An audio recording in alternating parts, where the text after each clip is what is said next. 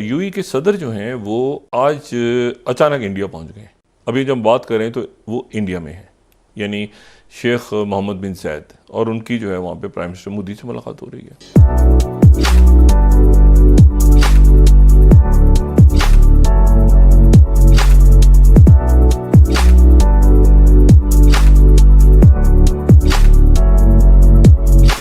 آپ صرف chemistry check کریں جو کہ وزیر اعظم مودی کی اور یو اے ای پریزیڈنٹ کی ہے.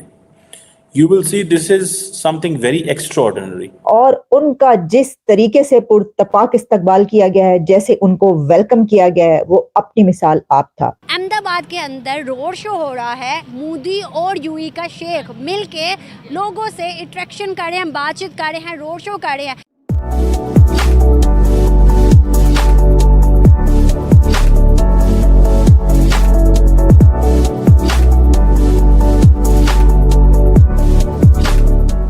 بھارتی لوگ جو موجود تھے انہوں نے تالیاں بجائی ہیں، ان کے لیے سلوگنز جو ہیں وہ چلتے رہے وہاں پر، اور اس طریقے سے ان کا استقبال کیا گیا کہ شاید کبھی پاکستان میں بھی اس طریقے سے یو اے ای کے پریزیڈنٹ کو ویلکم نہ کیا گیا. اور آپ یہ دیکھ لیں، یہ پاکستانیوں کے لیے سب سے زیادہ شیم فل، انتہائی شیم فل ہے. ہمارے گورنمنٹ کے لیے بھی، عوام کے لیے بھی، ہم سب کے لیے شیم فل ہے کہ ایک اسلامی ملک ہندوؤں کو ہم پہ ترجیح دے رہا، مسلمانوں کو نہیں دے رہا. ہم نے بردر اسلامک کنٹریز سے کوئی فائدہ نہیں لیا سوائے اس کے کہ ہماری ایلیٹ نے پیسے مانگے ہیں جا کے. پاکستان کی معیشت 75 سالوں میں اس مقام پر آ پہنچی ہے کہ بہترین معیشت دان، بہترین وزیر خزانہ وہ ہے کہ جو بھیک مانگ کے لائے. محمد بن زاید کو یہ کانفیڈنس نہ ہوتا کہ prime minister Modi is returning to power in 2024، تو آج کا یہ روڈ شو وہ نہیں کرتے. یہ جو شیخ ہیں وہ گئے ہیں انڈیا. احمد آباد کے اندر روڈ شو ہو رہا ہے، مودی اور یو ای کا شیخ مل کے لوگوں سے انٹریکشن کر رہے ہیں، بات چیت کر رہے ہیں، روڈ شو کر رہے ہیں. پاکستان کی ہسٹری میں کبھی پاکستان کا کوئی بندہ نہ یو ای گیا ہے ایسے، اور نہ ہی انڈیا گیا، نہ کہیں اور گیا ہے. لیکن انڈیا کے یو ای کے شیخ ان کے لوگوں سے باتیں کر رہے ہیں. کیا وجوہات ہے؟ ایسے تو بڑا آپسی تعلقات بہتر نظر آتے جا رہے ہیں، اس میں پاکستان بڑا اینڈ پہ جاتا جا رہا ہے. اس سے کیا بیڈ افیکٹ آئے گا؟ اس سے سب سے بڑا بیڈ افیکٹ یہ ہے کہ پاکستان کے پاسپورٹ کو کوئی اہمیت نہیں ہے. آپ دیکھ لیں، انڈیا ایک ہندو ملک ہے، اس کو ہمارے سعودی عرب سے لے کے دبئی، یو اے، جتنے اربن کنٹریز ہیں نا، ان سب نے کہہ لیں کہ ان کے اوپر انہوں نے اتنا کو امپیکٹ اپنا کر دیا ہے کہ وہ لوگ ان کو بالکل ایک ایسے لے رہے جیسے وہ اسپیشل لوگ ہیں. صحیح بات ہے. انلمیٹڈ ویزا کی ہے سعودی نے. انلمیٹڈ. اور آپ یہ دیکھ لیں، یہ پاکستانیوں کے لیے سب سے زیادہ شیم فل، انتہائی شیم فل ہے. ہمارے گورنمنٹ کے لیے بھی، عوام کے لیے بھی، ہم سب کے لیے شیم فل ہے کہ ایک اسلامی ملک ہندوؤں کو ہم پہ ترجیح دے رہا، مسلمانوں کو نہیں دے رہا. آپ کو نہیں لگتا کہ اب جو جرائم چل رہا ہے وہ ہندو مسلم تو ہے ہی نہیں، وہ تو ہے اکانومی کی وار.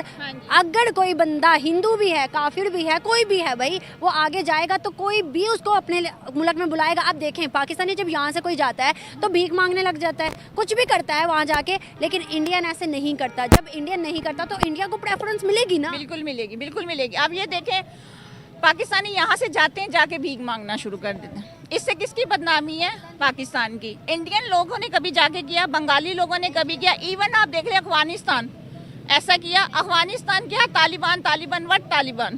آپ یہ دیکھیں کہ بے شک وہ جو بھی تھے، انہوں نے امریکہ جیسی سپر پاور کو شکست دی. اس کے بعد انہوں نے اپنے ملک کے اندر اتنی اچھی اپنی گورنمنٹ کی ہے کہ انہوں نے ایک الیکٹرک کار بنا لی. آپ بتا لیں پاکستان میں پچھلے 6-7 سالوں سے کوئی الیکٹرک بائک بھی نکلی ہو؟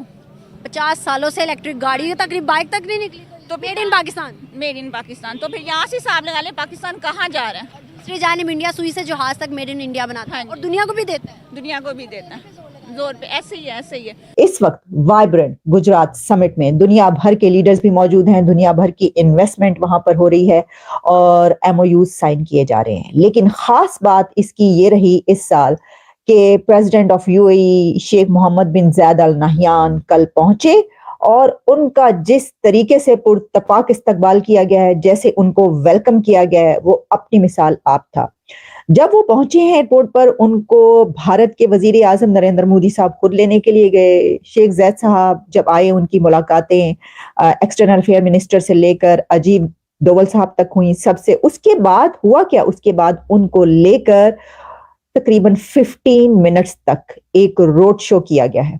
शेख ज़ैद नरेंद्र मोदी एक रोड शो में उन्होंने हिस्सा लिया और 15 मिनट तक वो रोड पर उनका जो कारवां था वो जारी रहा और दोनों तरफ वहां पर भारतीय लोग जो मौजूद थे उन्होंने तालियां बजाई हैं, उनके लिए स्लोगन्स जो हैं वो चलते रहे वहां पर और इस तरीके से उनका इस्तकबाल किया गया कि शायद कभी पाकिस्तान में भी इस तरीके से यूएई के प्रेसिडेंट को वेलकम ना किया गया।